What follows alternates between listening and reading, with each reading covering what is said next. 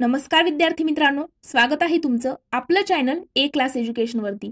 तर मित्रांनो, आजच्या व्हिडिओमध्ये आपण ESI म्हणजेच एक्साइज सब इन्स्पेक्टर या पदाविषयी संपूर्ण सविस्तररित्या माहिती घेणार आहोत।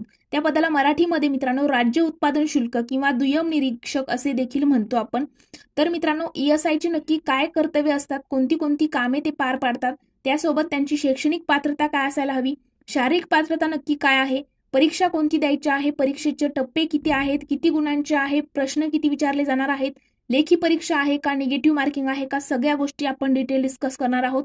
वेतन किती आहे, बदली कशा पद्धतीने होते, सगळ्या गोष्टी आपण डिटेल बघणार आहोत आणि वयोमर्यादा सुद्धा। पण मित्रांनो, त्यापूर्वी जर तुम्ही या चॅनलवरती पहिल्यांदाच आलेले असाल आणि हा व्हिडिओ फर्स्ट टाइम या चॅनलवरचा बघत असाल तर मित्रांनो, चॅनल जे आहे ते सबस्क्राईब करायचं आहे आणि सोबतच आपल्या चॅनलच्या अबाउट सेक्शन मध्ये आपल्या टेलिग्राम ग्रुपची लिंक दिलेली आहे। त्या ग्रुपला तुम्हाला जॉईन करायचं आहे। त्या ठिकाणी तुम्हाला फ्री स्टडी मटेरियल, त्यासोबत MPSCच्या थ्रू येणाऱ्या जेवढ्या काही एक्झाम आहेत त्याच्या नवीन नवीन अपडेट आणि अशीच महत्त्वपूर्ण माहिती तुमच्यापर्यंत लवकरात लवकर पोहोचेल।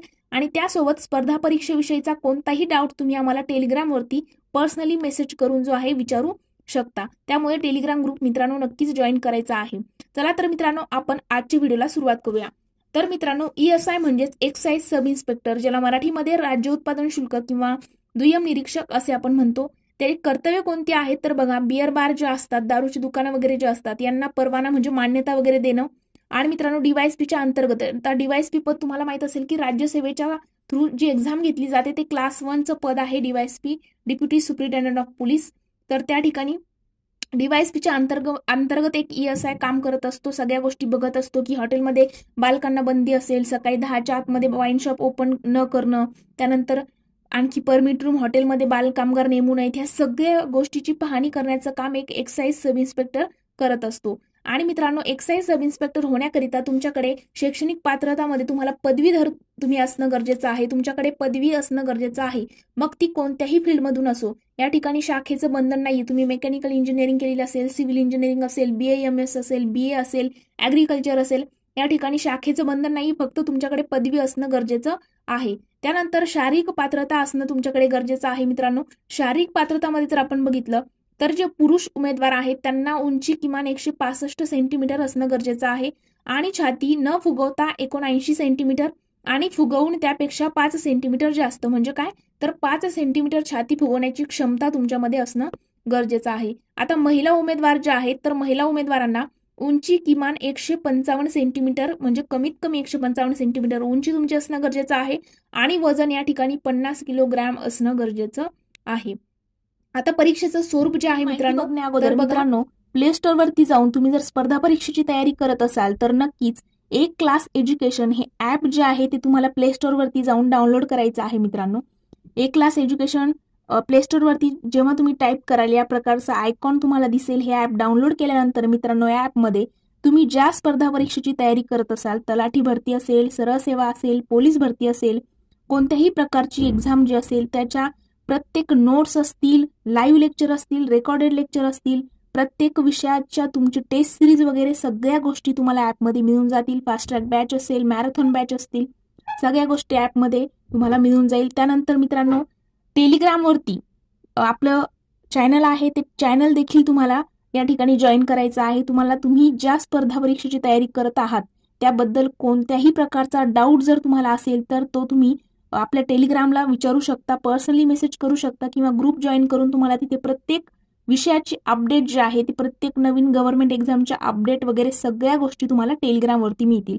त्यासोबतच इन्स्टावरती देखील आपली आयडी आहे स्पर्धा परीक्षा एक क्लास एज्युकेशन, या आयडीला देखील मित्रांनो फॉलो करायचं आहे आणि तिकडेही तुम्ही तुमच्या मनातील ज्या काही शंका कुशंका असतील ते तिथे विचारू शकता। प्रत्येकाला तिथे रिप्लाय मिळेल आणि तुमच्या प्रत्येक प्रश्नाचं सोल्युशन त्या ठिकाणी मिळेल।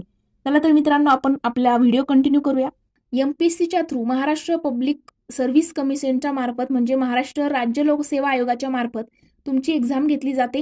गट ब आणि गट क संयुक्त पूर्व परीक्षा आणि मग मुख्य परीक्षा। आता 2023च्या नवीन पॅटर्ननुसार हा जो पॅटर्न आहे एक्झामचा तो लागू झालेला आहे। गट ब च्या पोस्ट आणि गट क च्या पोस्ट करिता एकच पूर्व परीक्षा घेतली जाते, मात्र मुख्य परीक्षा वेगवेगळी घेतली जाते। गट क ची 5-6 पोस्ट करिता वेगळी मुख्य परीक्षा असेल। तर बघा, पहिली जी पूर्व परीक्षा आहे तर त्याचा पॅटर्न कसा आहे तर बघा, त्या ठिकाणी पूर्व परीक्षेला तुम्हाला 100 प्रश्न विचारले जातील आणि 100 गुण दिले जातील। आणि सोबत 1 तासाचा वेळ म्हणजे 60 मिनिटं तुम्हाला 100 प्रश्न सॉल्व्ह करण्याकरिता असणार आहे आणि सोबत वस्तुनिष्ठ बहुपर्यायी पॅटर्न आहे म्हणजे MCQचा पॅटर्न या ठिकाणी असणार आहे आणि मित्रांनो निगेटिव्ह मार्किंग देखील पूर्व परीक्षेला लागू आहे. नंतरचा तुमचा टप्पा आहे मुख्य परीक्षा. मुख्य परीक्षा ही एकूण 400 गुणांची असते. पहिला पेपर तुमचा मराठी इंग्रजीचा असेल 200 गुणांचा. त्या ठिकाणी 100 प्रश्न असणार आहेत. मराठीचे 50 प्रश्न, इंग्रजीचे 50 प्रश्न. आणि दुसरा पेपर म्हणजेच प्रीला जे काही विषय तुम्ही शिकलेले आहात, इतिहास, भूगोल, राज्यशास्त्र, अर्थशास्त्र, त्यानंतर चालू घडामोडी, सामान्य विज्ञान, अंकगणित, बुद्धिमत्ता, हेच सगळे विषय मुख्य परीक्षेच्या सेकंड पेपरला असणार आहे.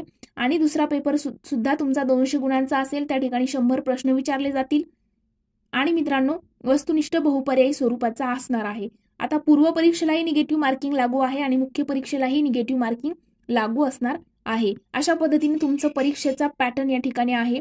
त्यानंतर ESI ची बदली जी आहे ती तालुक्याच्या ठिकाणी 3 वर्षानंतर बदली होते आणि जिल्ह्याच्या ठिकाणी 6 वर्षानंतर तुमची बदली होत असते. आणि ESI ला वेतन जर आपण बघितलं तर वेतन जे आहे मित्रांनो 32,000 ते 1,01,600 रुपये वेतन तुम्हाला ESI या पदाकरिता असणार आहे. मग आता वयोमर्यादा नक्की काय आहे आपण ते आता समजून घेऊया. तर बघा मित्रांनो, जर तुम्ही कमीत कमी तुमचं वय जे आहे ते कोणत्याही कॅटेगरीत असू द्या, पण कमीत कमी वयाला काही जास्त सूट नाहीये की कमीत कमी 19 वर्ष तरी तुमचं कंप्लीट असणं गरजेचं आहे.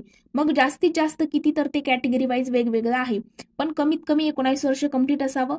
आणि मित्रांनो जास्तीत जास्त जर आपण वय बघितलं तर जास्तीत जास्त जर तुम्ही ओपन कॅटेगरीमध्ये असाल म्हणजे सर्वसाधारण गटात असाल, तुम्हाला कोणत्याही प्रकारचं आरक्षण लागू नसेल तर तुम्ही वयाच्या 38 वर्षापर्यंत या ठिकाणी पात्र असता.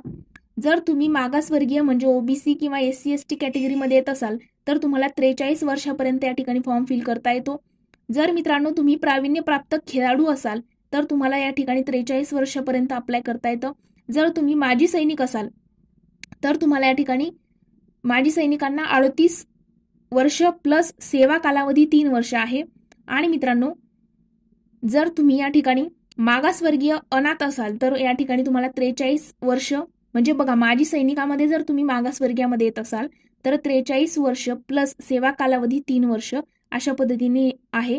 आणि मित्रांनो दुय्यम निरीक्षक करिता या ठिकाणी अशा प्रकारे वयोमर्यादा या ठिकाणी मित्रांनो दिलेली आहे. आपण काय काय डिस्कस केलेलं आहे तर शैक्षणिक पात्रता डिस्कस केलेली आहे, त्यासोबत वयोमर्यादा बघितलेली आहे, शारीरिक पात्रता बघितलेली आहे, उंची वगैरे, आणि पुरुष आणि महिला उमेदवारांना काय क्रायटेरिया आहे, वजन वगैरे बघितलेलं आहे. त्यासोबत परीक्षेचा पॅटर्नही आपण समजून घेतलेला आहे. पण या व्हिडिओनंतर जर तुम्हाला ESI पदाविषयी कोणत्याही प्रकारचे डाऊट असेल, आता कामं वगैरे वेतन आपण सगळ्या गोष्टी बघितल्या, तरी पण जर तुम्हाला ESI पदाविषयी कोणत्याही प्रकारचा डाऊट असेल तर याच व्हिडिओच्या डिस्क्रिप्शन बॉक्समध्ये लिंक दिलेली आहे टेलिग्राम ग्रुपची, किंवा आपल्या चॅनलच्या अबाउट सेक्शनमध्ये जर तुम्ही गेलात तर टेलिग्राम ग्रुपची लिंक दिलेली आहे. तिथे जाऊन टेलिग्राम ग्रुप जॉईन करायचा आहे आणि तिथे तुमचे डाऊट्स जे आहे ते विचारायचे आहे.